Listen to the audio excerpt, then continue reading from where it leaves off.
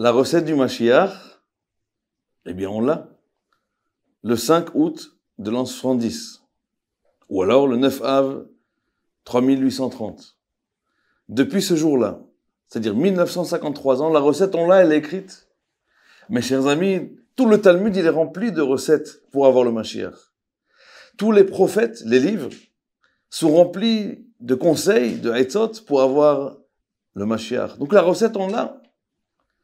Mais comment se fait-il que la recette on l'a depuis 2000 ans et que on n'a pas toujours pas fait le gâteau? Eh bien mes chers amis, je pense que la recette on l'a, mais peut-être que même si on a la recette, ça n'aidera pas le Mashiach à arriver. Pour quelle raison? Parce que peut-être au fond de nous-mêmes, on ne le veut pas. Voilà la recette en fait. La recette, c'est de le vouloir. Quand je le voudrais, eh bien il va venir. En davar omed lifnei haratson. Il y a marqué dans la Gemara que rien ne peut empêcher le ratson, la volonté. Rien ne pourra empêcher le Mashiach de venir lorsqu'on le voudra. Ça dépend de notre volonté. Regardez, soyons honnêtes, vous et nous.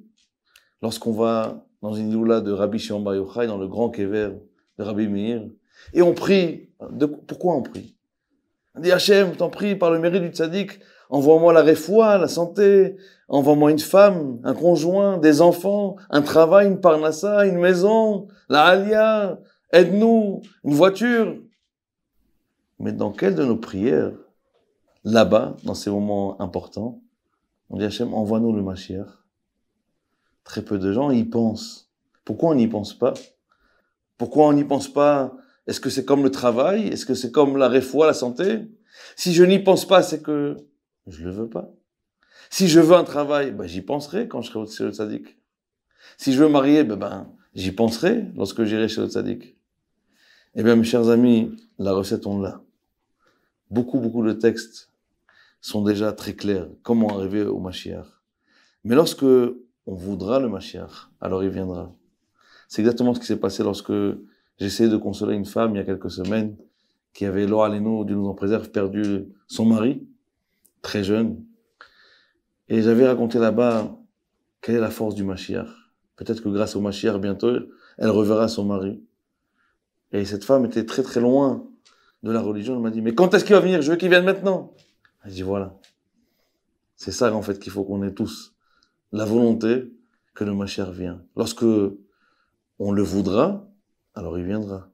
Tant qu'on ne le veut pas, alors il peut pas venir.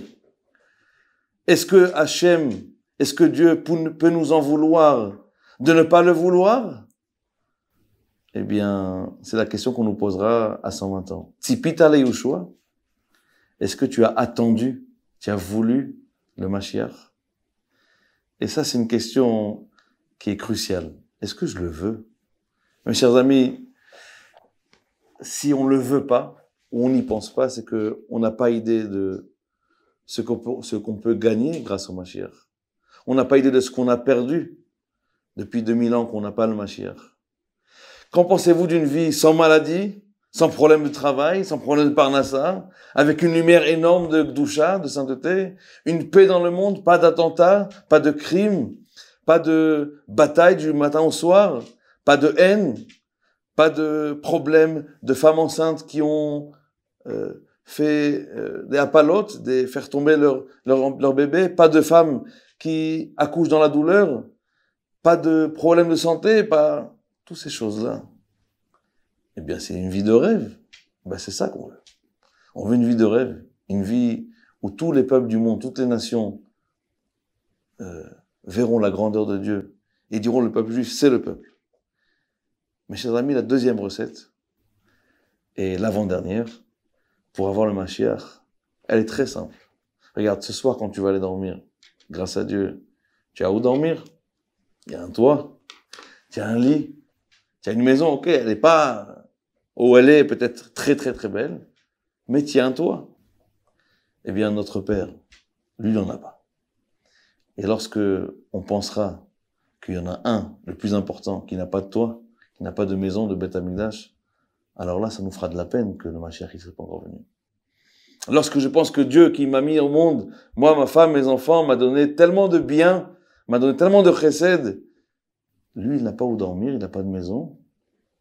Alors là, ça va me donner la volonté de vouloir le Mashiach. Pour finir, mes chers amis, la troisième et dernière recette. Vous savez, il y a une rue à Jérusalem qui est très très connue. Il y a Mea Shearim et Géoula. C'est quoi Géoula? C'est lorsque le Mashiach va venir, ce sera la Géoula. Voilà une fois un juif très simple, une kippa en tricot, un petit short pantalon, et il va dans la rue de Géoula, la délivrance, à côté de Mea Shearim, pour aller accueillir le Mashiach. Tout le monde a dit que là-bas il va être à 3 heures précises.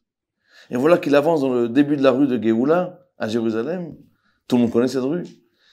Et il y a un chassid Chabad qui vient, qui l'arrête et lui dit « Eh oh, le Mashiach! Yechi Adoneno, Moreno! Oh, le chapeau!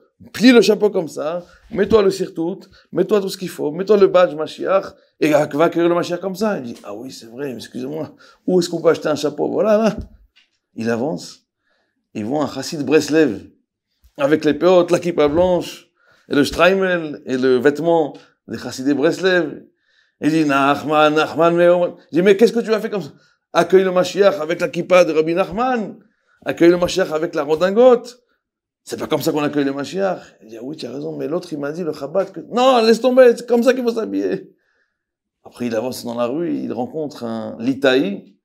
Va acheter un borsalino, avec un costume cravate, avec des chaussures comme ça, bien pointues, bien noires. C'est comme ça qu'il faut accueillir le Mashiach. Avec un vêtement, pas comme ça. Il dit, oui, mais le Breslev, il m'a dit que, et le Chabad, non, achète ce qu'il faut. Et voilà qu'il avance, et il continue, il voit un Dati Leomi, avec la kippa tricotée, et sur bande bleue, et les tzitzit, et la tenue vestimentaire adéquate. Il dit, mais qu'est-ce que tu fais? C'est pas comme ça qu'on accueille le Mashiach. Viens, va acheter une kippa tricotée, etc. Viens, je te donne le vêtement, la tenue qu'il faut pour accueillir le Mashiach. C'est honteux ce que tu fais. Oui, mais le Breslev, et léat, au fur et à mesure de la rue, il rencontre tous les courants, en fait, du peuple juif aujourd'hui qu'on a. Et à la fin, lorsqu'il arrive à la fin de la rue, il voit le Mashiach, il remballe sa valise. Il dit, mais on est tous venus pour toi. Il dit, écoute, d'abord, arrangez-vous entre vous, et après, je viendrai.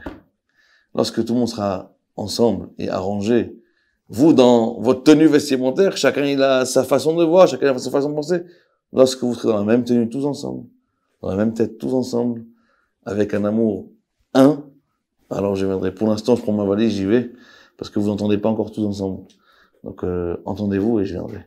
Mais Hachem Yiratzon, que grâce à cette volonté de vouloir le Mashiach, parce que pas beaucoup de gens ne pensent à le vouloir, à de penser que Dieu il n'a pas de toi et qu'on s'entend tous ensemble, Hachem il arrivera aujourd'hui. Amen, amen.